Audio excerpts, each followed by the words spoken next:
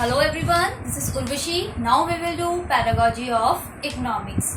In our previous video of pedagogy of economics, we will learn about methods of teaching. तो हम लोगों ने 3 methods कर लिए थे. Number 1 is discussion method, project method and lecture method. Now this one is our 4th method, which is survey method. तो what is survey method? Survey method मतलब किसी चीज के बारे में सर्वे करना, कुछ जानना, कोई डाटा को कलेक्ट करना. ठीक है, तो आ जाते हैं अपने टॉपिक पे. Survey method is a technique of gathering data by asking questions to people who are thought to have desired information. जिस चीज के बारे में हमें इंफॉर्मेशन चाहिए या हमें किसी चीज के बारे में पता करना है, जिन पर्सन को उस चीज के बारे में नॉलेज है, उनसे क्वेश्चंस पुट करना रिगार्डिंग द टॉपिक कि क्या हमारे को इन्फॉर्मेशन चाहिए, किस चीज के रिगार्डिंग हम लोगों को इन्फॉर्मेशन चाहिए. उन लोगों से ही पूछा जाता है जिनके पास वो इन्फॉर्मेशन होती है. तो सर्वे मेथड क्या हो गया?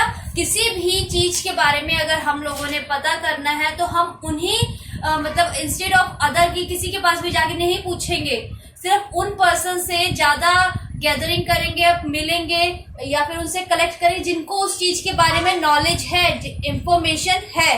ठीक है, तो सर्वे मेथड में उन्हीं के पास जाके उनके डाटा कलेक्ट करेंगे, जितना भी है सारी चीजें के बारे में, मतलब जिसे पता है उसी से ही उसी पर्टिकुलर पर्सन से या ग्रुप ऑफ पीपल से सारी की सारी इंफॉर्मेशन हम लोग लेंगे. तो ये हो गया हमारा सर्वे मेथड. सर्वे मेथड में क्या आ गया, आप लोगों को पता चल गया, सारा का सारा डाटा खाली डिजायर्ड इंफॉर्मेशन, जो इम्पोर्टेंट इंफॉर्मेशन है, जिन लोगों को पता होता है उसी ही पर्सन से पूछा जाता है.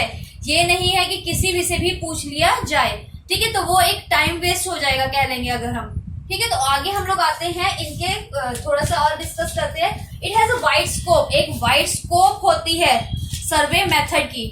ठीक है, और it is use to study opinion, attitudes and values या सोशल फैक्ट्स. आपको लोगों को मैंने पहले ही बता दिया कि लोगों के ओपिनियन क्या है, उनकी वैल्यूज क्या है रिगार्डिंग द फैक्ट, या जिस बारे में हम लोग उनके ओपिनियन क्या है उस टॉपिक के बारे में. ठीक है, नेक्स्ट आ जाता है इसके फीचर्स हैं. कुछ फीचर्स में इसके यही आ गया, सैंपल को कलेक्ट करना, डाटा एनालाइज करना, जितने भी डाटा है उन सबको कलेक्ट करना. ठीक है, उनको क्वेश्चंस पुट करना लोगों से, उसके बारे में सर्वे करना क्वेश्चंस के रिगार्डिंग. ठीक है, तो ये हो गया हमारा मीनिंग. नेक्स्ट आ जाते हैं हम लोग इसके मेरिट्स पे. तो what are the merits of survey method? Number 1 is wide scope.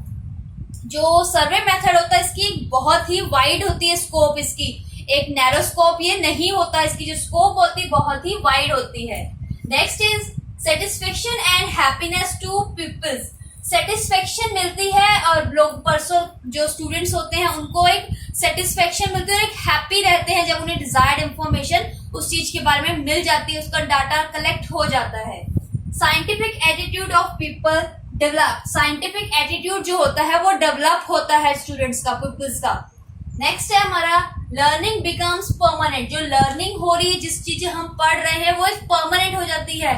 मान लीजिए कोई चीज आप बुक्स में पढ़ रहे हैं, ठीक है, और वही चीज अगर आपको कोई समझाता है, कोई डीपली किसी चीज को समझाता है, कोई इंफॉर्मेशन देता है आपको किसी चीज के बारे में, किसी प्रोडक्ट के बारे में, तो वो आपकी जो होती है इंफॉर्मेशन वो परमानेंट रह जाती है.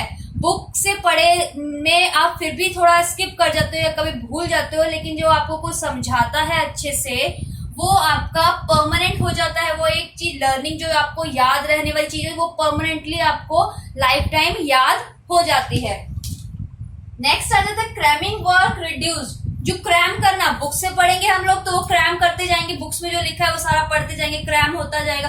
तो ये क्रैमिंग वर्क होता है इस मेथड में, जो होता है हमारा सर्वे मेथड में रिड्यूस हो जाता है, क्योंकि इसमें हम अपनी जो भी इंफॉर्मेशन हमें कलेक्ट होती है उसे हम सोचते हैं, समझते हैं, अपने माइंड में सेट करते हैं. ये नहीं कि रट्टा मार लेते हैं, बुक्स की तरह सारा का सारा क्रैम नहीं करते हैं.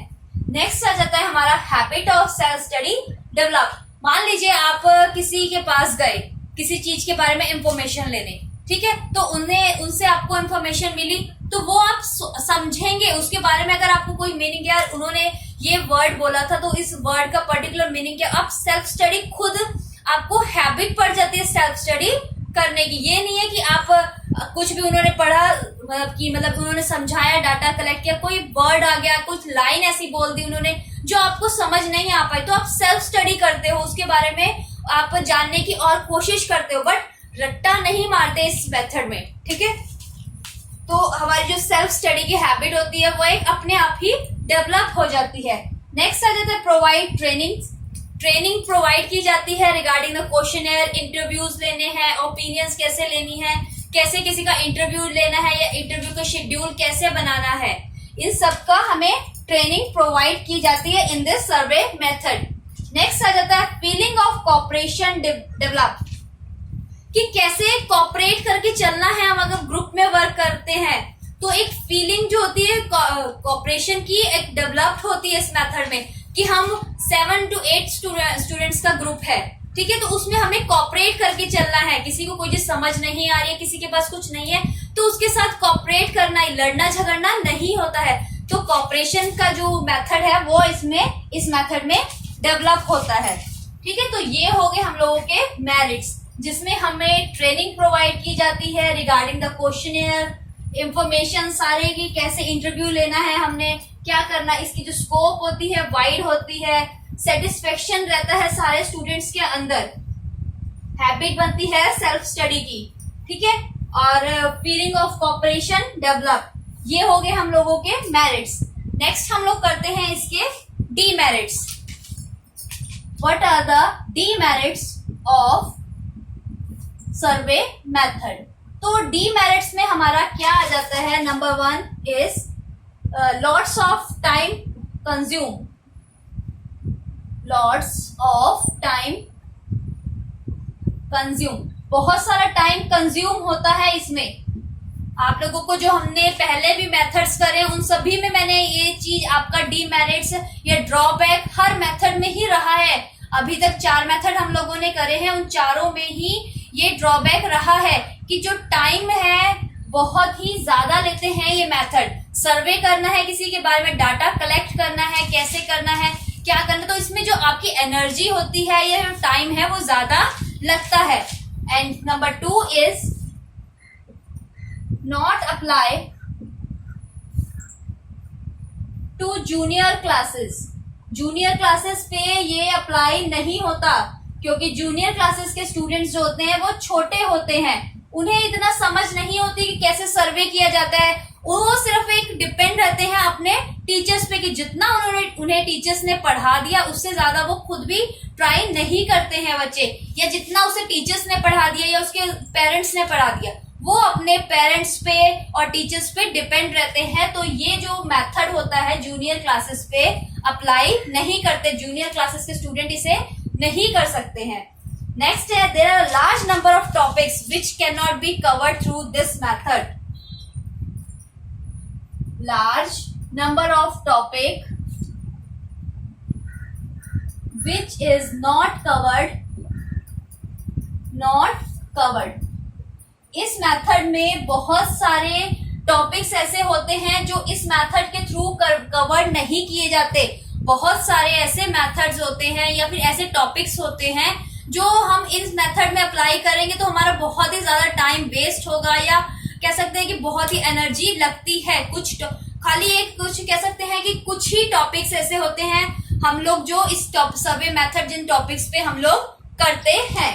नेक्स्ट आ जाता है हमारा teachers and student can not make deep study. Students and teachers, जो भी स्टूडेंट्स और टीचर्स होती हैं इस मेथड में डीप स्टडी नहीं करते हैं, is not doing deep study, deeply study नहीं करते हैं। ठीक है, तो ये पॉइंट हो गया आप लोगों का। डीप स्टडी जो भी स्टूडेंट और टीचर्स होते हैं खुद नहीं करते हैं, बल्कि जैसे आप लोग इंफॉर्मेशन पूछेंगे, क्वेश्चंस पूछते हैं दूसरों से, तो वो सारी की सारी इंफॉर्मेशन दूसरों की है, जो मतलब दूसरों को नॉलेज थी वो सब आपने एक लिख ली है या रिकॉर्ड कर ली है। आप खुद इस पे डीप स्टडी इस टॉपिक में जिस टॉपिक के बारे में आप लोग पढ़ रहे हैं उसके रिगार्डिंग नहीं करते हैं। Exam system is not based on this system in this method. Fifth one is examination system is not based on this method, is not based on this. Exam जो सिस्टम होता है, एग्जामिनेशन लेने हैं, वो सभी इस मेथड पे, survey method पे हमारे अप्लाई नहीं होते हैं, बेस इस पे बेस्ड नहीं होते हैं. अगर हम सर्वे मेथड के थ्रू अपने एग्जाम्स लेने लगे स्टूडेंट्स के, तो वो प्रॉब्लम हो जाती है टीचर्स को भी, या जो भी इंस्टीट्यूट के ऑनर हैं, ये सब स्टूडेंट्स को, सभी को. ठीक है, तो एग्जाम जो होते हैं हमारे, हम लोग अपने स्टूडेंट्स के इस मेथड पे नहीं लेते हैं. नेक्स्ट आ जाता है हमारा कंक्लूजन नॉट रीच्ड. कंक्लूजन जो है, कंक्लूजन पे हम नहीं पहुंच पाते हैं. Conclusion is not reached. हम लोग कंक्लूजन तक नहीं पहुंच पाते हैं कि इसका कंक्लूजन क्या निकलेगा. ठीक है, इस सर्वे मेथड हम लोग कर रहे हैं, किसी चीज के बारे में सर्वे कर रहे हैं, तो उसका क्या मतलब कि कह सकते हैं कि जो उसका कंक्लूजन है, निचोड़ है, एट द एंड हमने इसमें क्या किया क्या नहीं किया, वो हम वहां तक नहीं पहुंच पाते हैं in most of the cases. Next आ जाता है हमारा student fail to reach good text and reference material. Student जो होता है, गुड एक अच्छा लिखा हुआ टेक्स्ट एंड रेफरेंस मटेरियल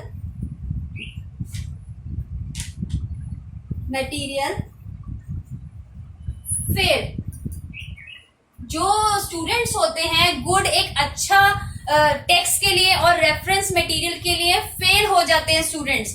ठीक है, एक अच्छा टेक्स्ट नहीं, या फिर अच्छा मटेरियल जो रेफरेंस कहीं से, जैसे बुक्स में से हम बहुत सारी बुक्स में से बहुत सारी, लेकिन इन दिस मेथड जो स्टूडेंट्स होते हैं वो वहां तक नहीं पहुंच पाते हैं, या उनमें फेल हो जाते हैं. जितनी इंफॉर्मेशन उन्हें लोगों से मिल गई या किसी ग्रुप से मिल गई, उतनी वो कलेक्ट कर लेते हैं फॉर द सर्वे, लेकिन अपने आप खुद अलग अलग रेफरेंस बुक्स की या किसी अच्छे ऑथर की वो नहीं लेते हैं. ठीक है, नेक्स्ट आता है student and teacher will be overloaded. Students and teacher will be overloaded.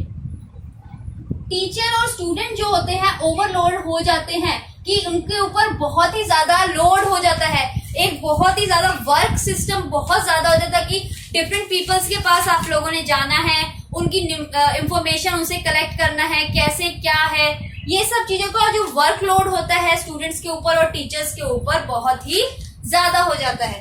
तो ये हो गए हम लोगों के मेरिट्स, सॉरी डीमेरिट्स. तो डीमेरिट्स और मेरिट्स हम लोगों ने इस टॉपिक के करे हैं. ये मेथड आपका कंप्लीट हो गया है.